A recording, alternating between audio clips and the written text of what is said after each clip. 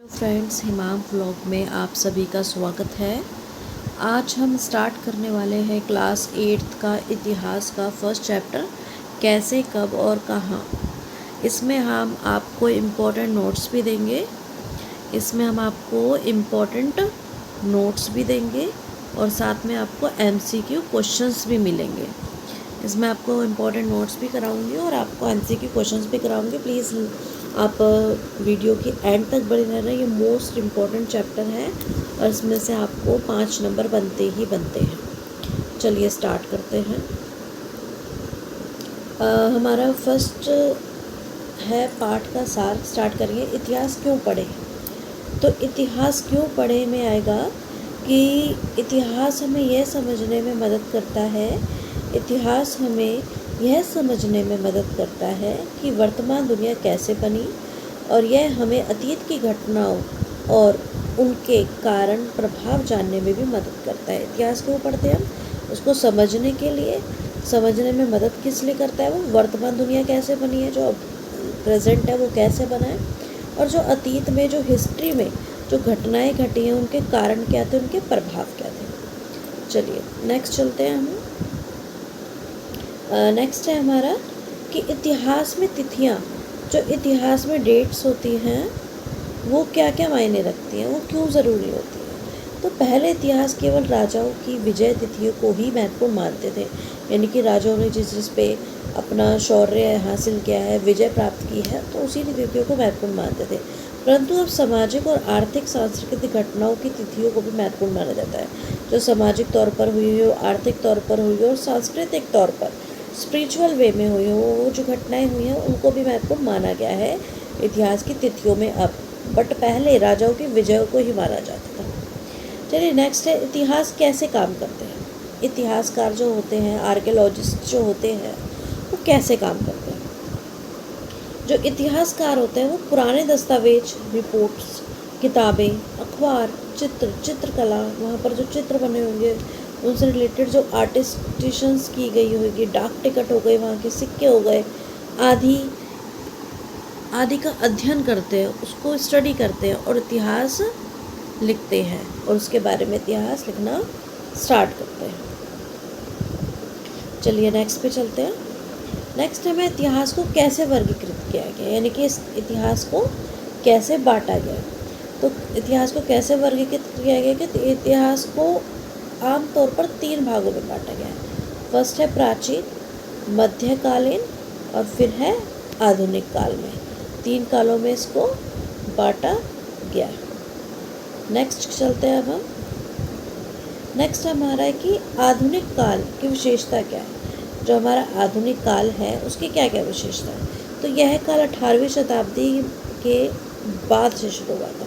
जो हमारा आधुनिक काल है वो हमारा 18वीं शताब्दी के बाद से स्टार्ट हुआ था और इसके उपनिवेशवाद यानी कि कॉलोनियलिज्म, पूंजीवाद, औद्योगिकरण, आधुनिक राष्ट्रों का उदय शामिल है इसके अंदर, जो आधुनिक काल है। और भारत में यह काल ब्रिटिश शासन की शुरुआत से जुड़ा है। जो भारत में आधुनिक काल की शुरुआत को किसको कहा गया है? ब्रिटिश शासन की शुरुआत को कहा गया। प्लीज़ आप इम्पोर्टेंट नोट्स को बहुत ध्यान से पढ़िएगा, इससे शॉर्ट क्वेश्चंस भी बनते हैं आपके और लॉन्ग क्वेश्चंस भी क्रिएट होते हैं। चलिए नेक्स्ट पे आते हैं। ब्रिटिश ईस्ट इंडिया कंपनी की भूमिका। जो ब्रिटिश ईस्ट इंडिया कंपनी आई थी, भारत में छोटा सा नाम लेकर आई थी, ईस्ट इंडिया कंपनी, हम यहाँ पर काम करने आए। बट उसने क्या क्या कर लिया। फर्स्ट पॉइंट है कि 1600 में ईस्ट इंडिया कंपनी का भारत आगमन हुआ, वो भारत में आई। सेकंड है, व्यापार के बहाने धीरे धीरे भारत पर सत्ता स्थापित करके उसने धीरे धीरे क्या करा, एक कंपनी लेकर आया था, साथ में उसने पूरे भारत को हड़पने की कोशिश करी, भारत में सत्ता स्थापित करने की कोशिश करी।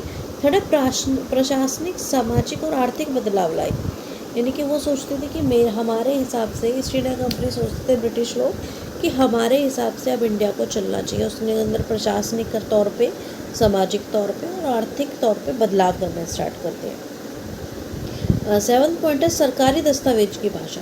जो गवर्नमेंट्स जो डॉक्यूमेंट्स होते थे उसमें किसकी भाषा की गई? ज़्यादातर दस्तावेज अंग्रेजी में लिखे गए थे, क्योंकि ब्रिटिश का यहाँ पर रोब था तो ब्रिटिशों को तो इंग्लिश समझ में आती है।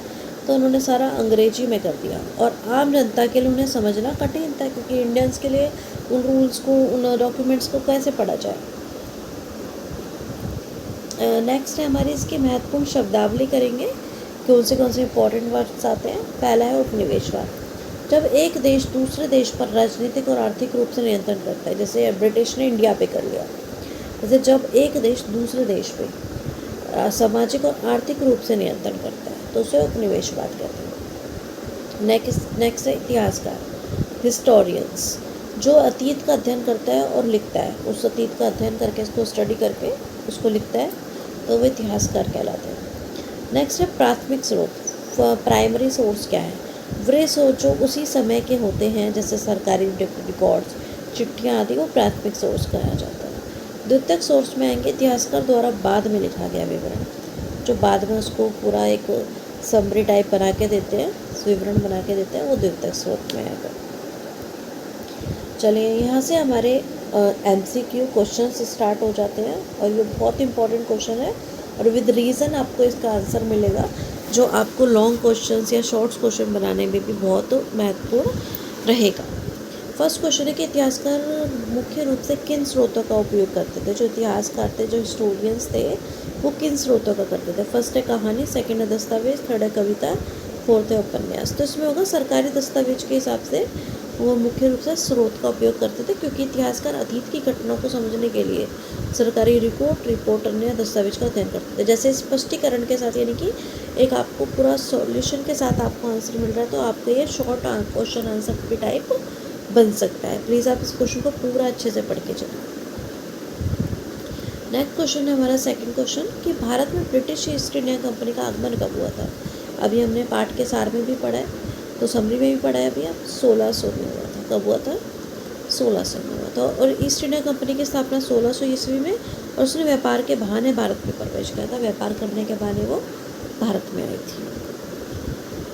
नेक्स्ट क्वेश्चन है हमारा कि इतिहास को कितने प्रमुख कालों में बांटा गया। जो इतिहास है, जो हमारी हिस्ट्री है, उसको कितने में डिवीज़न करा गया है। तो पहला है 2, 4, 3, 5, तो 3 भागों में डिवीज़न करा गया है। आपके पाठ के सार में भी क्वेश्चन पढ़ा था, प्राचीन में, मध्यकालीन में और आधुनिक।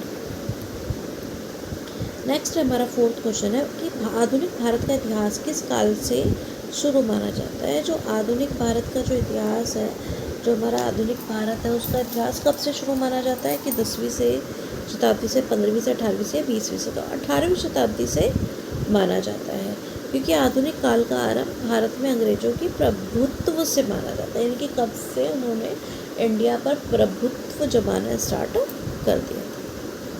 नेक्स्ट क्वेश्चन है हमारा फिफ्थ क्वेश्चन कि इतिहास में तिथियों का महत्व क्यों है। जो इतिहास में जो डेट्स हैं, तिथियां हैं, उनका महत्व क्यों है कि सजावट के लिए, विषय को कठिन बनाने के लिए, या फिर घटनाओं के क्रम को समझने के लिए, गिनती के अभ्यास के लिए। तो सी ऑप्शन आपको बिल्कुल सही दिख रहा है। A, B and D तो कोई लॉजिकली क्वेश्चन के ऑप्शन ही नहीं हो सकते, तो B, C इसके अंदर बिल्कुल सही है। तो C है घटनाओं के क्रम को समझने के लिए। तिथियां हमें बताती है कि कौन सी घटना कब घटी और किसके समय की रेखा समझ में आती है कि किसका समय कब से कब तक था।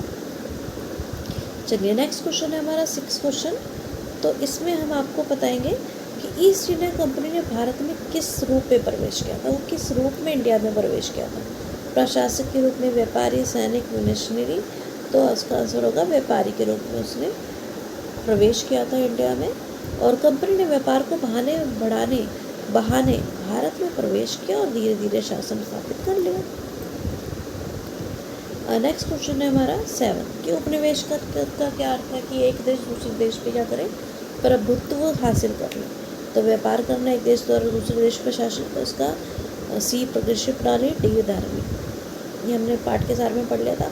अगर आप नोट से अच्छे से पढ़ लोगे तो क्वेश्चन साथ साथ आपको आसान दिखेंगे।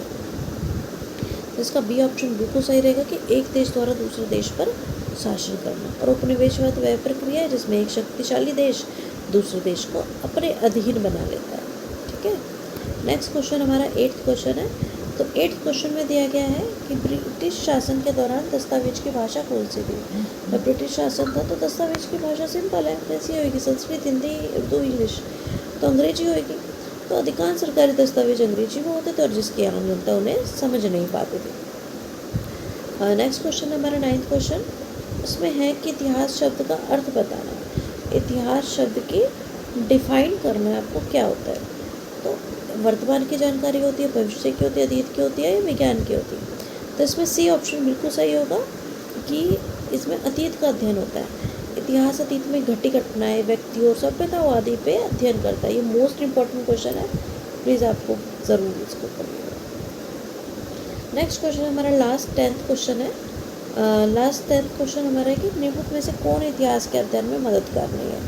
जो इतिहास के अध्ययन में कौन सी चीज़ मदद करनी होती है। सरकारी रिकॉर्ड्स नहीं होते, चित्र नक्शे नहीं होते, डाक टिकट होती है, भविष्यवाणी। तो भविष्यवाणी इसका लॉजिकली आंसर है।